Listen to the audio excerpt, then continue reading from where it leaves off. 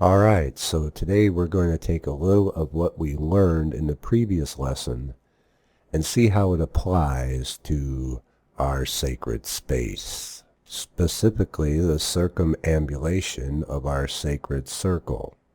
Try saying that 5 times fast. Which, as a magical practitioner, we are going to be spending a lot of time doing. Round and round the circle we go. So let's get into it.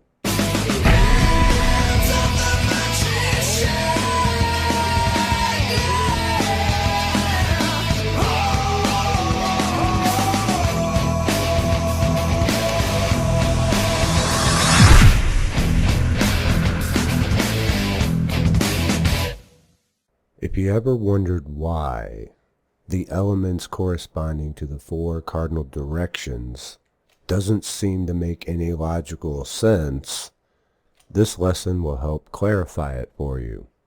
After all we've learned about duality and polarity, shouldn't fire be opposite water and air be opposite to earth?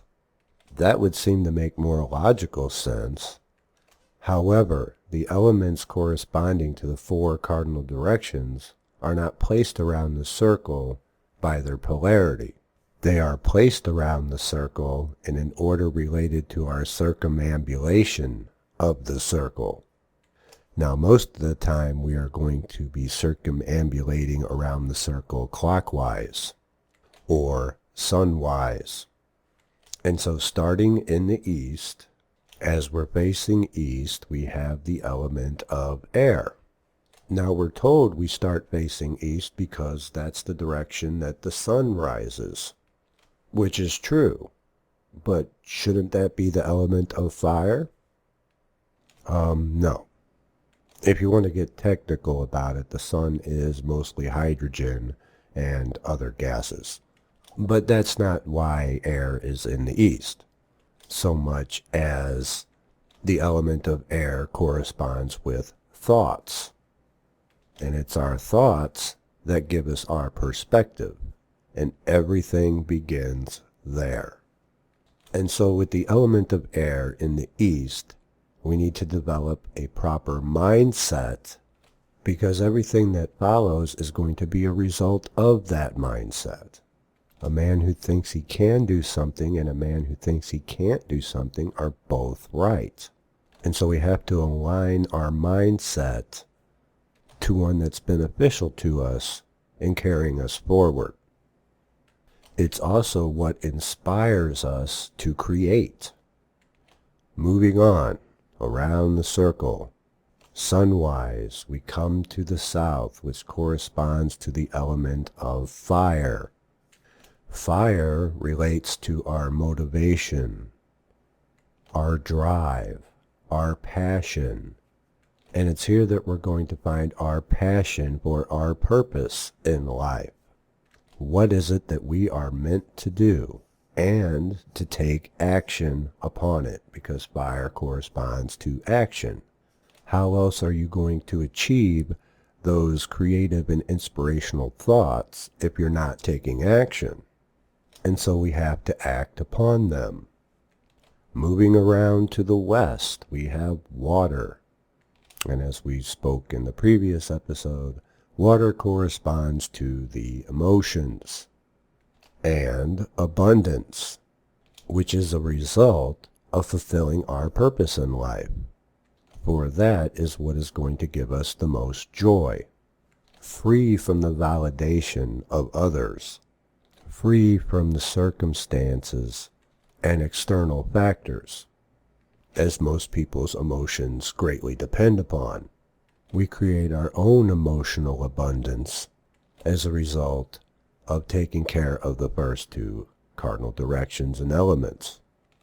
Circling to the north, we have the element of earth, and here's where it all manifests. This is where we get the riches and the wealth and the material benefits of having done our great work. For this is a simplified blueprint of the great work. You hear ceremonial magicians talk about doing the great work, which is fulfilling our higher purpose in life. The element of earth is comprised of the three previous elements. And so when we put air, fire, and water all together, we manifest our great work into reality and get to enjoy the benefits thereof. The elements are placed around the circle in a particular order as a blueprint for manifestation. Air, you plan for your ritual.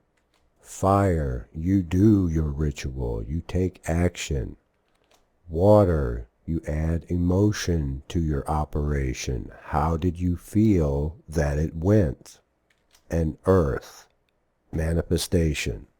So now we could see why air and water would be opposites in the cardinal directions, because air corresponds to the logical mind and water corresponds to the emotional mind, the subconscious.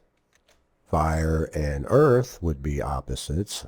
Fire is dynamic and taking action, while earth is standing still. And so there is polarity in the elements corresponding to the cardinal directions.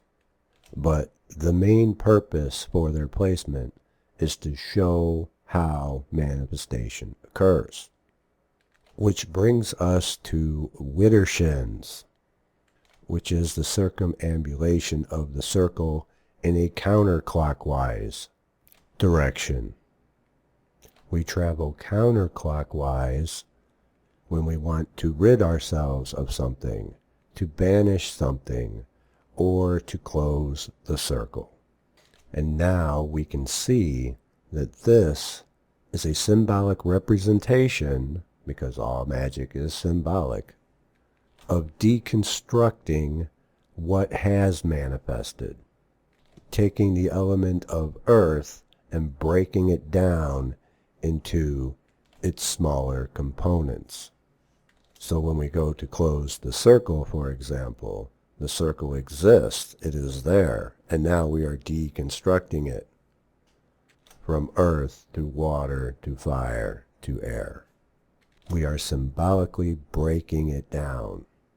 And so now you know the secret of circumambulation, of Sunwise and Widdershins, why the elements correspond to specific cardinal directions. It's all a symbolic blueprint for the process of manifestation and demanifestation. I'll see you next time. Take care.